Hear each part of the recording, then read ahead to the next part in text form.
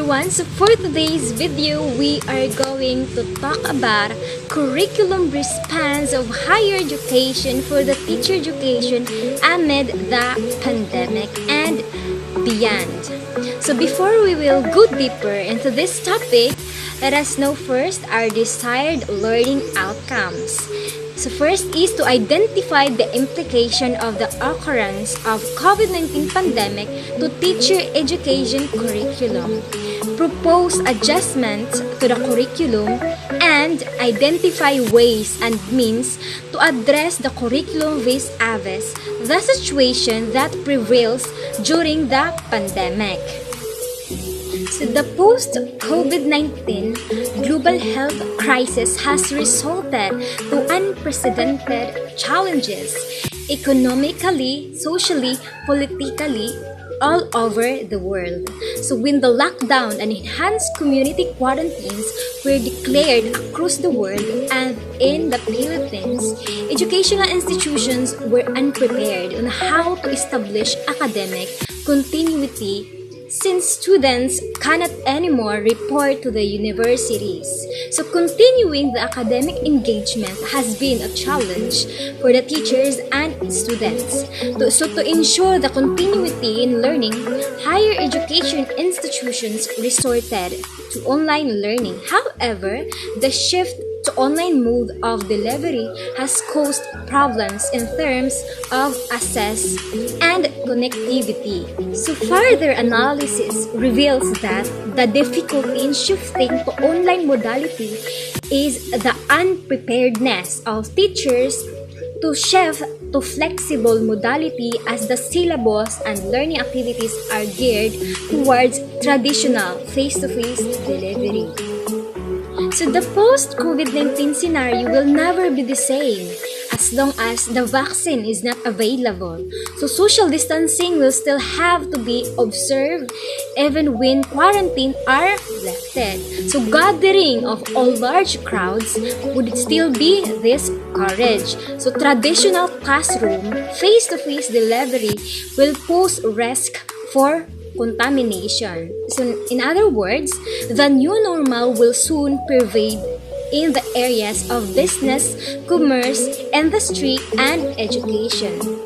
Thus, universities and educational institutions have to prepare for the new normal in teaching delivery and ensure academic continuity amid and beyond the pandemic. So one emerging concern during the pandemic is the provision for flexible learning modality to mitigate the risk of face-to-face interaction. With a shift to flexible teaching and learning modality is the provision for flexible curriculum. But the question are, do curricular programs need to be changed to support the trajectory towards flexible teaching and learning? And do we need to modify the current curricula to make them flexible and resilient? So to answer that question, let us proceed to the teacher education curriculum response to the COVID-19 pandemic and beyond. So first, we have here the curriculum modifications. What is curriculum modification? So curriculum modification is the process of making adjustment to existing programs in higher education, especially teacher education, in order to respond to the needs of the learners amid and post-pandemic. So in curriculum modification, first, it focuses on the essentials, which is the mapping the needed and enduring outcomes in the recommended and written curriculum. So the challenge during the pandemic is how to create a balance between the relevant basic competencies for the students to acquire the teacher's desire and achieve the entire outcomes of the curriculum. So to solve this challenge, the teacher needs to revisit the existing curriculum and analyze the outcomes of the program or course. So the mapping of the course outcome should be done to determine the needed and the enduring outcomes and which outcomes should be emphasized. So what are the needed outcomes and the enduring outcomes? So let us first know the needed outcomes. For the needed outcomes are the desired knowledge, skills, and values that are required to learn higher concepts. So they are defined as the competences that learners need for continuation to subsequent level of concept, and they are considered as prerequisite competences. On the other hand, the enduring outcomes are the competences that are necessary not just for succeeding in a certain topic but are useful beyond a single unit or study. So they are knowledge, skills, values that have overarching applicability in real-life situations. So in curriculum modification, enduring outcomes can be given emphasis. Identifying and mapping the needed of enduring outcomes can also shed light on overlapping, so the teacher can decide which competency would be retained or merged.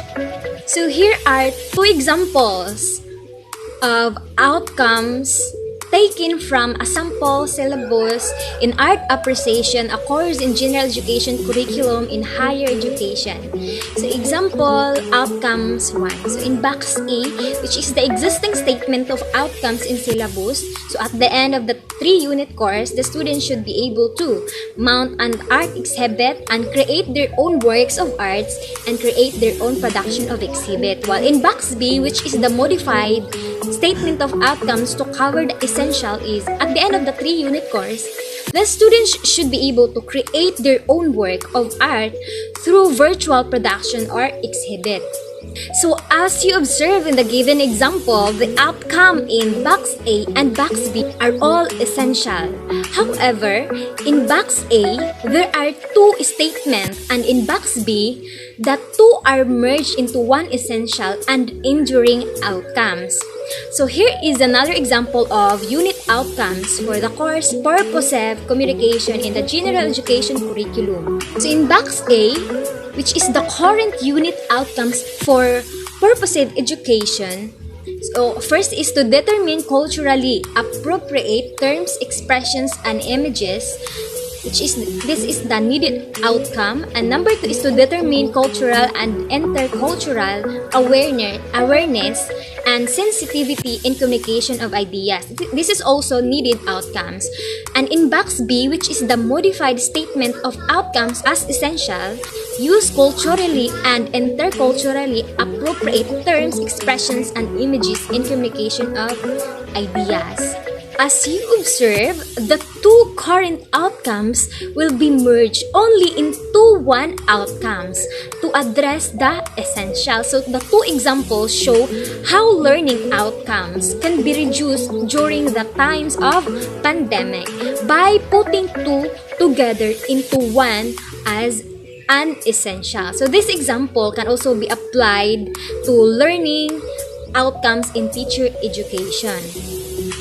So another way of modifying the curriculum during the pandemic is the rearranging the course offering. So for example, the theories and concept courses that can be delivered online may be offered in the first 2 years, while face-to-face delivery is not yet possible due to the risk of infection. So, the laboratory-based field study and practicum courses can be offered later when face-to-face modality is already feasible. So next is the offering of elective or cognate courses that relate to the pandemic. So in the global health crisis, it is imperative that the curriculum be adjusted by offering courses that are needed to survive and thrive amidst the challenges of the pandemic. So here are some of the proposed elective courses that are deemed essential, especially in the teacher education programs, are the following. So first is the change management, disaster risk management, flexible learning and teaching strategies, resilient education, alternative assessment, remote teaching, health and mental wellness, instructional materials development for blended instruction, active learning principle and practices, and psychosocial support during crisis. So next is modifying the TOEF curriculum. So another way of modifying the curriculum and ensuring learning continuity during the pandemic is the implementation of multiple learning delivery modalities. So considering the face-to-face modality is not feasible, so teacher may consider flexible distant learning option like correspondence teaching, module-based learning, project-based, and television broadcast. So for learning with internet connectivity, computer-assisted instruction, synchronous online learning, asynchronous online learning, collaborative e-learning may be considered. So just like what we are having today, we have online classes and meetings through Zoom or Google Meetings. So we are using emails and Google Classroom or other educational apps, right? And lastly, for curriculum modification is modifying the assessed curriculum. So adjustment on the assessment measure can also be considered amid the pandemic. So there is a need to limit requirements and focus on a major essential project that measure the enduring learning outcomes like scenarios, problem-based activities, and capstone projects.